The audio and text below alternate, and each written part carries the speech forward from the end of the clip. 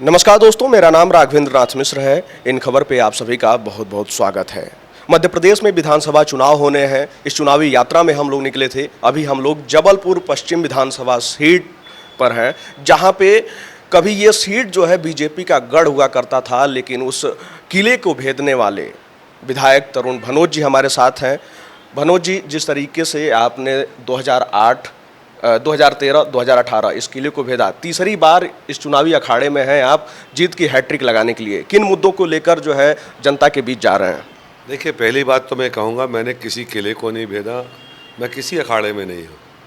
मैं और मेरा परिवार लगभग 100 वर्षों से यहीं पर निवास कर रहे हैं। लोगों का उपकार है, माँ नर्मदा की कृपा है, यहाँ के लोगों की दुआएं हैं। हमने तरक्की की, आगे बढ़े और हमारा ये सेवा का संकल्प और मजबूत हुआ। मैं चुनाव लड़ा एक जनप्रतिनिधि के रूप में, मैंने आशीर्वाद मांगा, मेरे क्षेत्र की जनता ने मुझे आशीर्वाद दिया। मैंने विपक्ष में विधायक रहते हुए, फिर पुनः विधायक चुने जाने के बाद मंत्री के रूप में और पुनः विपक्ष में रहते हुए जो मुझसे काम बने, मैंने ईमानदारी के साथ, पारदर्शिता के साथ अपने क्षेत्र में किए। मैं ऐसा मानता हूँ कि मेरे क्षेत्र के लोगों का मेरे ऊपर बड़ा आशीर्वाद है और हमारे उनसे जीवन संपर्क है, जिसके कारण उनका एक विश्वास मेरे ऊपर बना है और ये मुझे अंदर से और ये ताकत प्रदान करता है कि मुझे ईमानदारी के साथ काम करना चाहिए। तो मेरे लिए कोई राजनीतिक अखाड़ा नहीं है। माँ नर्मदा का पावन तट है, जबलपुर पश्चिम विधानसभा क्षेत्र है और यहाँ रहने वाले सभी मेरे परिवार के सदस्य मेरे बड़े हैं। बिल्कुल, बात जनता की हुई है तो जनता से हमने भी बातचीत किया तो उनकी एक प्रमुख समस्या निकल कर आई। लंगड़ा बुखार तो खैर इस समय शांति में है, लेकिन सबसे बड़ी समस्या उन लोगों को यही लगी, जाम की समस्या, ट्रैफिक वाली समस्या। देखिए, यहाँ पर जाम की समस्या इसलिए बनी है कि एक फ्लाईओवर का निर्माण हो रहा है, जिसमें अभी परसों एक दुर्घटना भी हुई, एक मजदूर की मौत भी हो गई।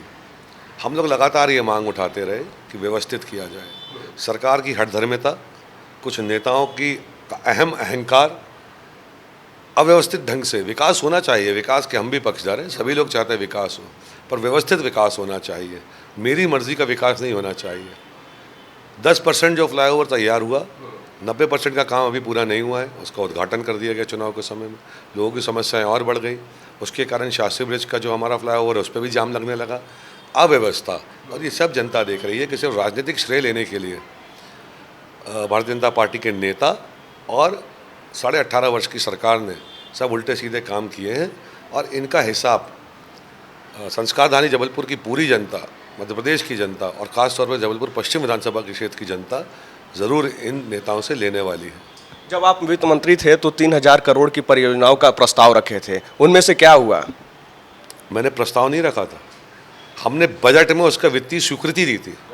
चाहे माँ नर्मदा रिवर फ्रंट जो 800 करोड़ रुपये की लागत से बनना था, चाहे शहर नगर निगम जबलपुर की सीमा के अंतर्गत टाइगर सफारी की बात हो, चाहे शास्त्री ब्रिज के वर्तमान स्वरूप वैसे ही रहे और उसके ऊपर एक नया double decker fly over bridge बनाने की बात हो, चाहे मेडिकल व्यवस्थाओं की मध्य प्रदेश में और जबलपुर में उन्नयन की बात हो। हमने जबलपुर मेडिकल यूनिवर्सिटी के अंतर्गत सुपर स्पेशलिटी डेंटल कॉलेज और अस्पताल की स्वीकृति दी, बजटीय प्रावधान किया। एक 100 बिस्तर का NHM का हम अस्पताल लाए, जो रामपुर के मांडवा क्षेत्र में बन रहा है, जिसको 1 साल पहले बन के तैयार होना चाहिए था। बिल्डिंग बन गई है, पर सिर्फ श्रेय लेने के लिए कि उसका कोई लाभ मुझे ना मिले राजनीतिक रूप से, उन मरीजों के साथ भी खिलवाड़ किया जा रहा है जो गरीब परिवारों से आते हैं और जिनका वहाँ उस 100 बिस्तर के अस्पताल में इलाज होना था। चाहे बड्डा दादा खेल मैदान में मिनी स्टेडियम के लिए 40 करोड़ रुपये की बात हो, चाहे पंडा मड़िया के फ्लाईओवर की बात हो, चाहे तहसील चौक से आधारताल तक फ्लाईओवर की बात हो, ये सब काम इनने रोक दिया। ये इनकी मानसिकता बताता है कि इनको जनता से मतलब नहीं है, इनको सिर्फ अपनी राजनीतिक रोटियां सीखना है। 18.5 वर्षों में मध्य प्रदेश को कर्ज के बोझ तले लाद दिया। यहाँ बिना भ्रष्टाचार के कोई काम होता नहीं है। 50% कमीशन की सरकार यहाँ पर चल रही है। ये डबल इंजन की सरकार में 4 गुना द्रुत गति से भ्रष्टाचार हो रहा है और साथ साथ हमारे नौजवान, बेरोजगार बेटे बेटियाँ सब परेशान हैं। छोटे छोटे व्यापारी GST से उनका नुकसान हुआ है और उसके कारण जो अप्रत्यक्ष रूप से बहुत सारे लोगों को रोजगार मिलता था, व्यापारियों का काम न चलने से उनका रोजगार भी गया है। बिजली सबसे महंगी मध्य प्रदेश में है।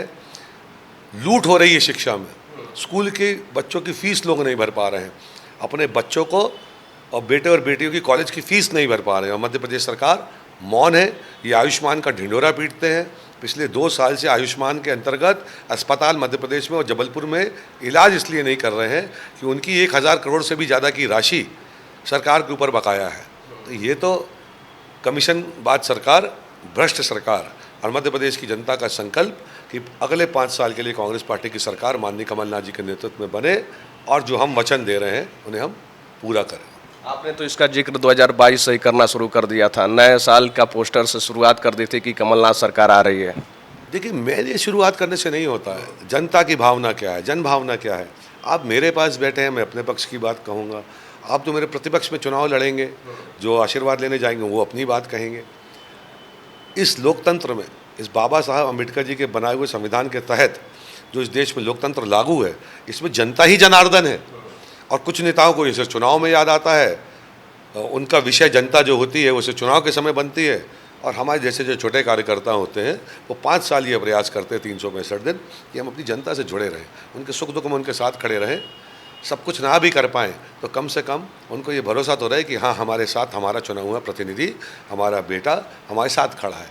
तो निश्चित तौर पर मध्य प्रदेश की जनता चाहती है कि कमलनाथ जी मुख्यमंत्री बने। मेरे चाहने से नहीं है, मध्य प्रदेश की जनता चाहती है, हर वर्ग के लोग चाहते हैं, हर समाज के लोग चाहते हैं, हर धर्म के लोग चाहते हैं।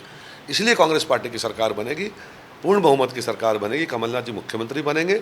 और जो उनका इतना लंबा एक राजनीतिक अनुभव है, अब जो केंद्र में उन्होंने काम किया, मध्य प्रदेश की जनता की इच्छा है कि छिंदवाड़ा की माटी के लाल कमलनाथ पूरे मध्य प्रदेश में 5 साल काम करे और छिंदवाड़ा मॉडल के तहत मध्य प्रदेश का भी विकास हो। बात केंद्र और प्रतिपक्ष की हुई है, तो जिस तरीके से बीजेपी ने केंद्र के नेताओं को इस चुनावी मैदान में उतारा है, आपके प्रतिपक्ष में भी वैसे ही नेता हैं राकेश सिंह बीजेपी से, तो उसका क्या प्रभाव पड़ेगा? ये तो भारतीय जनता पार्टी के नेताओं का निर्णय है। किसने किसको उतारा है उसका कोई प्रभाव नहीं होता। जो जनता के बीच में जा रहे हैं आशीर्वाद लेने, उनका बैकग्राउंड क्या है, उनका पिछला कार्यकाल क्या है, उनकी कार्यशैली क्या रही है, उनने कितना जीवन संवाद रखा है, क्या उनने छोटी छोटी समस्याओं को जनता के सुना है, क्या उनके सुख दुख में साथ खड़े हुए हैं, कभी अपनी तरफ से ये प्रयास किया है कि मैं लोगों से मिलूँ बैठूँ।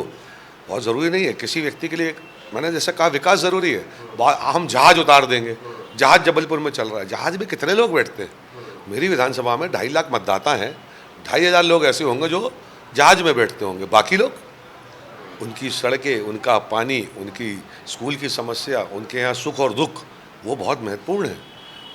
वो उस विषय को जनता के किसने कितनी गंभीरता से लिया है और उनको हल करने का प्रयास किया है, जनता ये सब देखती है। जनता के बीच एक बात की नाराजगी भी है। नाराजगी इस बात की है कि कांग्रेस अपने उम्मीदवारों की सूची जल्दी जारी नहीं कर रही है, इसका प्रभाव पड़ेगा, जनता का ये मानना है। देखिए, हर पार्टी की अपना काम करने की रणनीति होती है।